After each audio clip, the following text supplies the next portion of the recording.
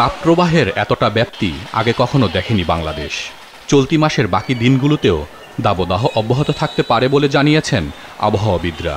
এবার দেশের বিভিন্ন এলাকায় তাপপ্রবাহ শুরু হয় ৩১শে মার্চ। প্রথমত মৃদু থেকে মাঝারি তাপপ্রবাহে রূপ ধারণ করে, অতঃপর তাপমাত্রা আরও বৃদ্ধি পেয়ে সেটি বর্তমানে মাঝারি থেকে তীব্র তাপপ্রবাহে রূপ নিয়েছে।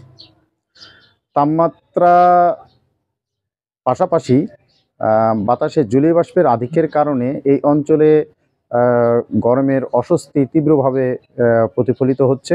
কাঙ্ক্ষিত বৃষ্টিপাত না হওয়া পর্যন্ত তাপপ্রবাহটি এই অঞ্চলে অব্যাহত থাকতে পারে এবং আগামী কয়েকদিন তাপমাত্রা সামান্য কিছুটা হ্রাস বা বৃদ্ধি হতে পারে, অর্থাৎ তাপমাত্রা প্রায় এই অঞ্চলে অপরিবর্তিত থাকতে পারে। আবহাওয়া অধিদপ্তর জানিয়েছে সারা দেশের চলমান তাপপ্রবাহ আরও অন্তত ৭ দিন অব্যাহত থাকতে পারে। ২রা মে দেশের বেশিরভাগ জায়গায় কালবৈশাখী ঝড় সহ বৃষ্টির সম্ভাবনা রয়েছে। এপ্রিল মাসের বাকি যে কয়েকদিন রয়েছে এই কয়েকদিনও কিন্তু এই তাপপ্রবাহ বিরাজমান থাকার সম্ভাবনা রয়েছে। এই হিসাবে যদি আমরা বলি যে এটা গত ৭৫ বছরের তুলনায় সবচেয়ে এই বছর এই সময় এবং যদি কভারেজ এরিয়া দুইটাই বেশি। দুপুর ৩টায় দেশের সর্বোচ্চ তাপমাত্রা রেকর্ড করা হয়েছে চুয়াডাঙ্গায় ৪২.৭ ডিগ্রি সেলসিয়াস, যা এই মৌসুমের সর্বোচ্চ। যশোরে ৪২.৪ ডিগ্রি, এছাড়া ৪০ ডিগ্রি সেলসিয়াসের উপরে রয়েছে ১১ জেলার তাপমাত্রা। বাকি জেলাগুলোর বেশিরভাগের তাপমাত্রা ৩৭ ডিগ্রির উপরে।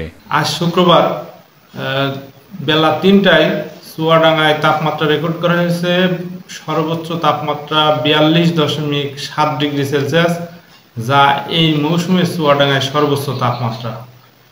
এই তাপের বৃদ্ধি আগামী ৩০ তারিখ পর্যন্ত অব্যাহত থাকতে পারে। ঘর থেকে বাড়ানোই যাচ্ছে না, বাজার হাট করবো কি খাবো কি, আর এতে তো লোডশেডিং, কারেন্ট নাই, রাতের বেলা ঘুম হয় না ৩-৪ দিন থেকে। খুবই অতিরিক্ত পরিমাণে গরম পড়ছে, যেই গরমের কারণে মানুষ রাস্তাঘাটে ঠিকমতো চলাচলও করতে পারতেছে না, আবার মানুষ যে পানি পান করবে সেই পানিটাও মানুষ ঠিক করে পান করতে পারতেছে না। আমাদের কাজকর্ম করে খুবই সমস্যা, এমনকি অনেক সময় অস্থিরতা ভাব চলে আসে, এমনকি মাথা ঘুরে পড়ার মতো অবস্থা, বা আপনার শরীর প্রচণ্ড ঘাম হয়, ঘাম থেকে আপনার সর্দি, ঠান্ডা, কাশি এগুলো শুরু হচ্ছে। টানা তাপপ্রবাহে স্থবির হয়ে পড়েছে বিভিন্ন এলাকার জনজীবন। সবচেয়ে বেশি বিপাকে পড়েছেন শ্রমজীবীরা। অতি প্রয়োজন ছাড়া রাস্তায় বের হচ্ছে না মানুষ। গরিব মানুষ হোটেলে কাজ করে রোদে তাপমাত্রায় আগুনের হিটে দাঁড়াতে পারেনি, দড়ি দড়ি গাছের গোড়ায় আসি, এখানেও এসে দম হাঁপ লেগে যায়। কি করব, দিন মজুরি খেটে খাই, বাড়ির থেকে না বের হলেও দিন চলে না, ছেলেপিলে কান্দে, খুব কষ্টই আছে ভাই। সারা দেশে চলছে বোরো ধান কাটার মৌসুম। গরমের কারণে শ্রমিক না পেয়ে বিপাকে পড়েছেন চাষিরা। বাধ্য হয়ে রাতের বেলায় ধান কাটছে তারা। বেশি মজুরি দিতে হচ্ছে শ্রমিকদের।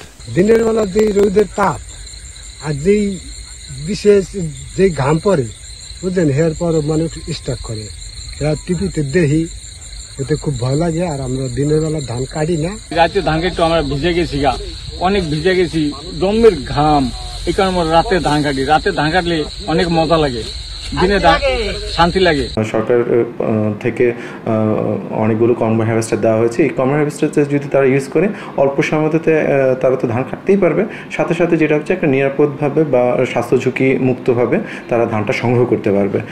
দেশের বিভিন্ন হাসপাতালে বেড়েছে ডায়রিয়া সহ গরমজনিত রোগীর সংখ্যা।